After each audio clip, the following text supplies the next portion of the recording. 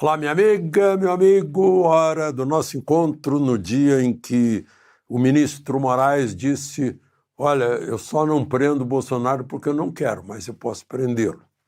Já vamos entrar nisso.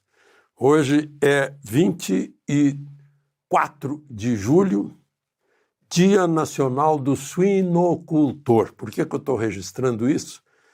Porque na minha história, quando eu comecei no Banco do Brasil em Encantado, a principal atividade era suinocultura por lá. E quando menino, eu participei da inauguração da obra da Cooperativa dos Suinocultores de Encantado Limitada, porque meu pai estava transmitindo a solenidade na rádio Alto Taquari de Estrela, acho que foi em 1950, por aí.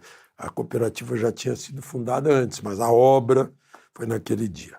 Bom, e num dia como hoje, em 1833, Pedro, o nosso Pedro I, proclamador, declarou a independência do Brasil, entrou finalmente em Lisboa. Como eu comentei com vocês ontem, né? Ele deixou o menino Pedro. Ontem foi dia do golpe da maioridade, deixou o menino aqui como príncipe, mas ainda não era rei, né? E foi para lá para combater o irmão Miguel, porque a sucessora da coroa de Pedro, porque quando morreu João, Pedro é que virou rei de Portugal, imperador do Brasil e rei de Portugal, né? Mas aí ele abdicou em favor da filha dele, da Maria, que se tornou Rainha Maria II. Imagina que a Maria II, que se casou com um francês, teve 11 partos em 16 anos. E ela acabou morrendo de parto, morreu muito cedo. Mas era uma rainha que nasceu no Palácio de São Cristóvão, no Rio de Janeiro, rainha de um país europeu. Há um grande teatro nacional, Dona Maria II, a rainha educadora, ou a rainha mãe, a boa mãe, lá em Portugal. Mas, enfim, Pedro entrou em Lisboa e aí venceu a luta contra o irmão dele, Miguel, que fugiu, se exilou na Alemanha. Também num dia como hoje, 24 de julho, em 1839, o Giuseppe Garibaldi, tomou Laguna, conheceu a Anitta. Anitta, como a gente sabe, é diminutivo de Ana, né? É Aninha, significa Aninha. Conheceu a Anitta e proclamou a República. Sim, a República. Em 1839, proclamada por um italiano. Chamou-se República Juliana, acho que é por causa do mês de julho. Espiridion Amin certamente sabe com certeza, né? Porque é um dos maiores historiadores de Santa Catarina. Mas durou só até 15 de novembro do mesmo ano. Olha só que coincidência da história. Exatos 50 anos depois, também uma mulher aí, Deodoro proclama a República. No caso, a Maria Eulália, né? Maria Adelaide de Andrade Neves, que foi a causa real. Enfim, histórias, né? E também num dia como hoje, 1917, em plena Grande Guerra, França e Alemanha inimigos, e aí acusam a holandesa Mata Hari, que era uma dançarina de danças indianas, de ser espiã para os alemães. E a pobre Mata Hari é morta no fuzilamento. Na mesma França que inventou aquele processo do capitão Alfred Dreyfus, né, que era judeu e que teria também soltado lá em outro enfrentamento com os alemães. Ei, França, hoje tem o Macron. Bom, então vamos aos fatos de hoje. Dia, como todos esses últimos dias, dia quente, né?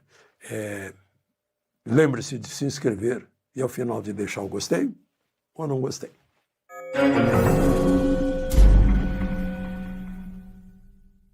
Bom, preliminares da história, Bolsonaro foi à Câmara, né, como vocês viram, tinha ido à Câmara, e aí mostrou a tornozeleira, né, o pessoal botou nas redes sociais. E aí vai ser preso, porque ele estava proibido de falar nas redes sociais. Será que ele não falou em rede social? Qualquer coisa que ele fale. Hoje ele foi a uma padaria. Entrou na padaria, foi lá, pegou o pastel, o caldo de cana e tal, e todo mundo filma. Ele não abriu a boca. Né? Vai entrar a imagem dele em rede social. Não está sob controle dele. Ele não pode ir para a cadeia porque alguém, um fã, um seguidor, olha, Bolsonaro disse viva a Constituição. Ah, ele está se manifestando. Hoje em dia né? A gente diz viva a Constituição, a gente vira manifestante e não cidadão brasileiro. É incrível. Né? Mas, enfim, aí ficou a dúvida. A defesa de Bolsonaro perguntou, enfim, né? Isso tinha sido anteontem, o fato que eu citei da tornozeleira. Perguntou para Moraes, olha, quais são as regras? Está muito incerto, muito subjetivo, muito genérico. Né?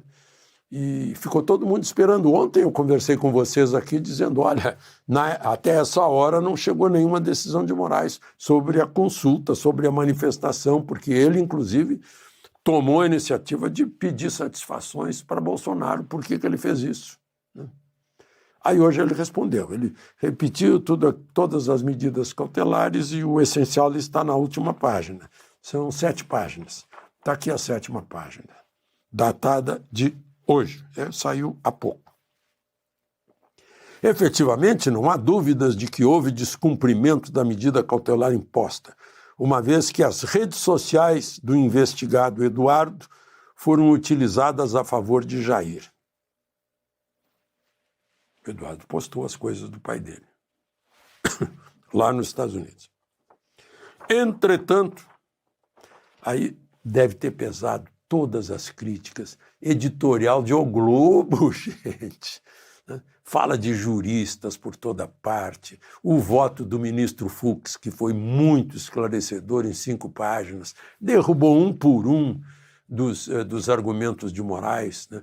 Deve ter deixado, não vou dizer envergonhados, mas constrangidos aqueles que acompanharam Moraes tentando dar um voto de lógica, de direito à luz do devido processo legal. Devem ter se surpreendidos quando viram a aula, né, de Fux, que foi o último a votar. Eles não tiveram oportunidade de se espelhar na aula de Fux, juiz de direito de carreira que passou pela dramática comarca de Duque de Caxias, na Baixada Fluminense, né, que deixou a lição. Mas, enfim, talvez considerando tudo isso, manifestações pelo país inteiro, né, que parecia, puxa, Moraes pisou na bola, né, como se diz na gíria. Aí ele disse, entretanto, por se tratar de irregularidade isolada, sem notícias de outros descumprimentos até o momento,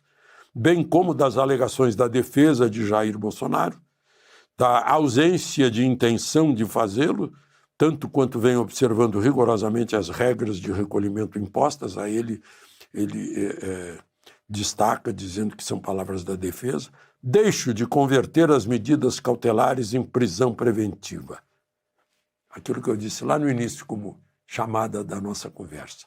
Eu posso prendê-lo, mas eu só não prendi porque não quis, porque foi uma vez. No entanto, sirva de lição para ele. Está aqui. No entanto, advertindo o réu, entretanto, que se houver novo descumprimento, a conversão será imediata, em cadeia. Aí, ou seja, ele não volta atrás em nenhum momento, aparentemente, expressamente. Ele confirma que saiu do trilho, não seguiu a cautelar que ele mandou, por isso ele pediu explicações para a defesa, mas olhou em roda, mas dessa vez passa, mas fica divertido que pode ir para a cadeia. Aí, o final. Diante do exposto, nos termos tal, mantenham as medidas cautelares impostas, ou seja, todas aquelas que vocês já sabem, não pode falar com Carlos nem com o Eduardo, não pode fazer declarações nas redes sociais, né? Não pode passar perto de embaixada, não pode conversar com nenhum diplomata estrangeiro.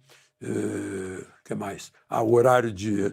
tem que chegar em casa, parece que 6 da tarde ou 7 da noite, ele só pode sair às 6 da tarde. Né?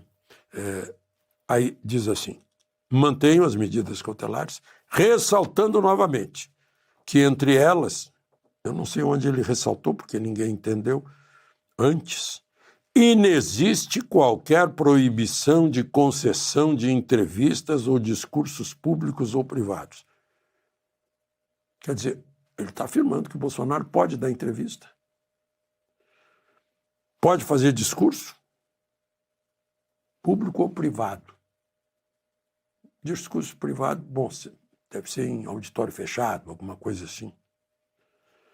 Mas se ele der entrevista para uma televisão, a televisão tem seu canal nas redes sociais, continua com fumaça, não dá para ver direito. Pelos mesmos fundamentos, rejeita os embargos de declaração opostos por Jair Bolsonaro. Deve ter sido alguma coisa da defesa que queria que ele esclarecesse as coisas. Embargo de declaração é para esclarecesse as restrições. Então ele acha que já cumpriu claramente tudo, só que não. Porque eu continuo na dúvida, eu estava ouvindo agora uma colega jornalista no ar, na televisão, dizendo que também, e agora, como é que fica as estações de televisão que têm canais nas redes sociais? Como é que fica? Então, tá aí, a defesa continua na dúvida. Continua na dúvida, eu até anotei aqui alguma coisa que a defesa falou. Ele não está proibido, mas como a defesa está dizendo isso. Como é que a gente vai entender essa história? Então é isso, minha gente. Continuamos na mesma, ou, aliás, o Bolsonaro e a sua defesa continua, então, para fazer melhor, fazer como fez hoje de manhã, ficou de boca fechada, não fala com ninguém, para evitar. Interessante que essa confusão toda é só por falta de esclarecimento. Vieram até falando da falha de crase. Né? Crase é a união do A com A, da preposição com A com o artigo A, que é assinalada por um acento grave. Né? O acento se chama grave, não é crase. Crase é a união de dois, da preposição com artigo. Pode acontecer, tem crase com E também, né? Eles veem, eles vêm. O verbo vir tem 2 Es aí, tem um acento circunflexo para sinalizar a crase. Só para aproveitar o esclarecimento. E ele cometeu esse engano várias vezes. E saiu lá um mais no lugar de mas, depois foi corrigido. De Brasília, Alexandre Garcia.